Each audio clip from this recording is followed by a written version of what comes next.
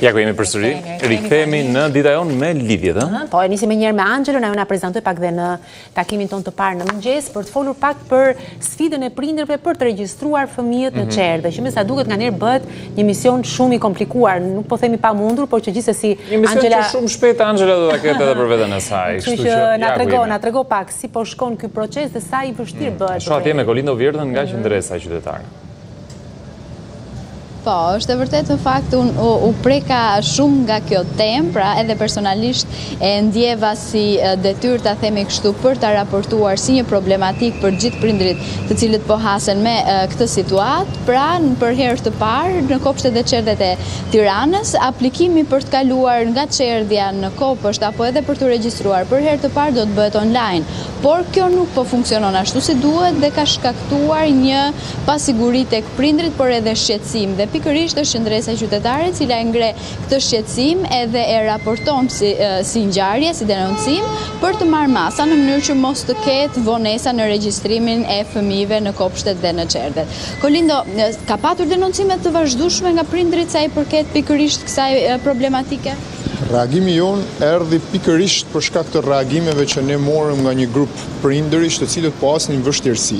Për ta sqaruar, Bashkia e Tiranës për herë të parë krijoi një sistem online për arsyeën që mos të krijonte rrallë nëpër kopshte, të krijonte një sistem i cili do arrinte të aksesohej më lehtë nga ana e prindërve, por në fakt po të futemi në faqen e Bashkisë Tiranë dhe të logohemi, ne kuptojmë që kjo nuk mund të kryhet online. Ajo që kanë raportuar prindërit është që ato duke u paraqitur në çerdhe e kanë të vështirë që ato t'i thonë se si duhet të aksesojnë regjistrimin, nga ana tjetër një pjesë e tyre mund t'i japi një QR kod aty, po kjo përsëri nuk shkojmë tek ai plani nëpërmjet të cilit Bashkia e Tiranës shkoi në krijimin e një platforme digjitale, nga ana tjetër ka kopshte të cilat i drejtojnë drejt kancelarive që janë afër, por që në kancelari ky proces kryhet me pagesë. Pra një shërbim publik të cilin duhet ta ofronte vetë bashkia nëpërmjet institucioneve të cilat e transmetojnë te qytetarët, po merret sot nëpërmjet pagesës. Ajo që ne të paktën nga denoncimet e prindërve që shohim janë rastet abuzive.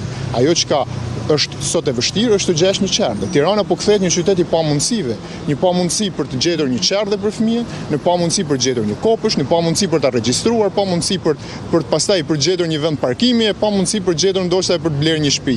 Pra, Tirana e mundësive që ishte ëndra e gjithë shqiptarëve për të ardhur dhe për të pozicionuar në Tiranë sot po kthehet në një qytet të pamundësive, ku ke vështirësi për të aksesuar shërbimet publike. Ajo që ne sot paktën duhet i mshojmë fort janë abuzim. Qytetarë të cilët shkojnë duke gjetur një mik, duke paguar, duke shkuar te kancelaria, duke kryer duke marrë këtë shërbim publik nëpërmjet këtyre rrugëve të cilat çojnë jo tek një shërbim publik, por çojnë tek korrupsion.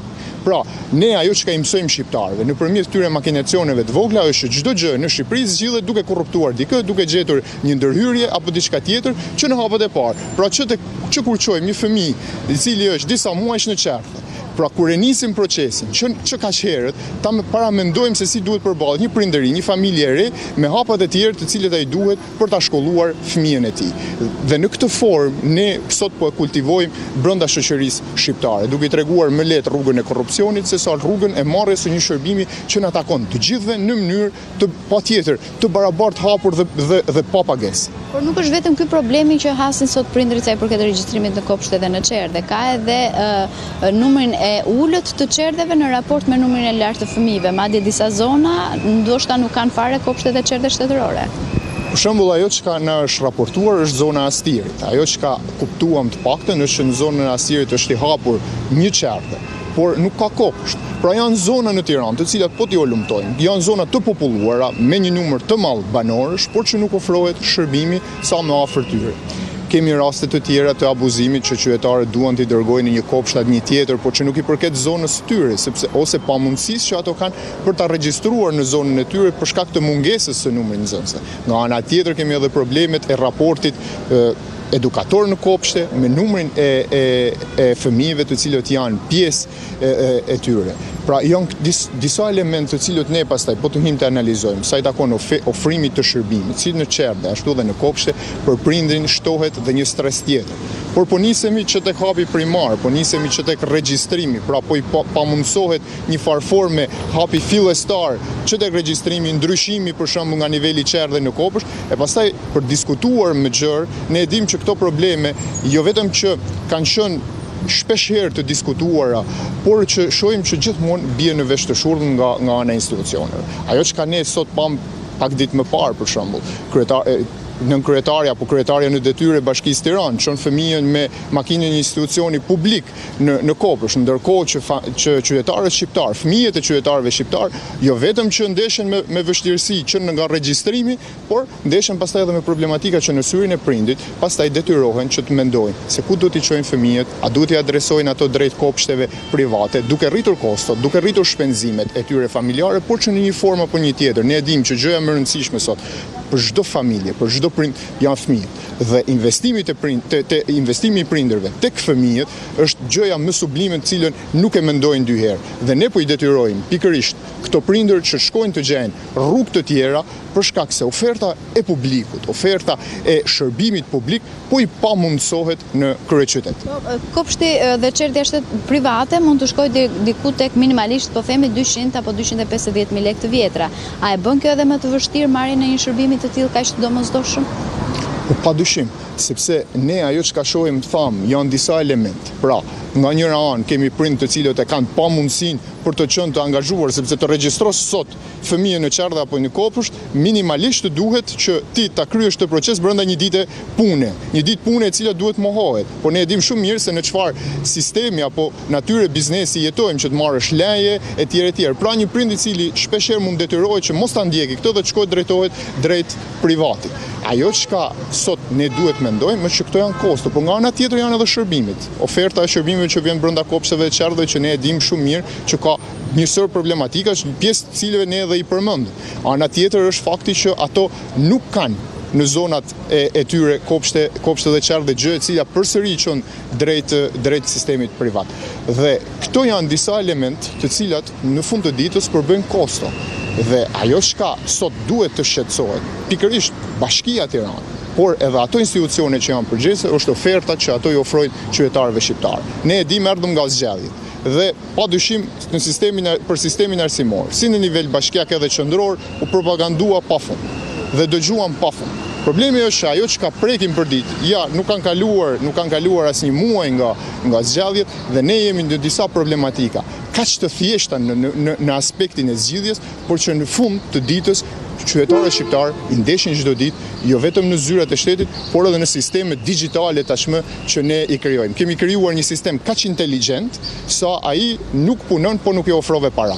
Pra ky është sistemi digital që ka krijuar sot Bashkia e Tiranës. Edhe një pyetje tjetër sa i përket ambienteve të cilat janë marrë nga Bashkia për të shërbyer kështu si kopshte dhe qerdhe. Sipas asaj që ju keni parë dhe keni marrë edhe dëroncime, a i përmbushin standardet për qenë kopshte dhe qerdhe? Ajo çka ne dëgjojmë nga prindër, të paktën shqetësimet që ato kanë lidhen pikërisht me një sër kopshtesh dhe qerdhesh, të cilat sot nuk gëzojnë kushtet, ndoshta edhe për shkak të mbipopullimit që ato mund të kenë në disa kopshte dhe qerdhe, por nga ana tjetër edhe standardi të ofrimit të shërbimit që lidhet ndoshta që tek pozicionimi, padyshim aksesi që ato do të kenë, po flasim për qerdhe, fëmijë të cilët shkojnë pozicionohen me karroca e tjerë me radhë, pra janë element shumë bazik, por që në fund të ditës ato janë shumë herë më të vlerësuara nga ana e prindërit që adresojnë fëmijën e tyre në një institucion publik që mund të jetë kopshti apo mund të jetë edhe qerdhja.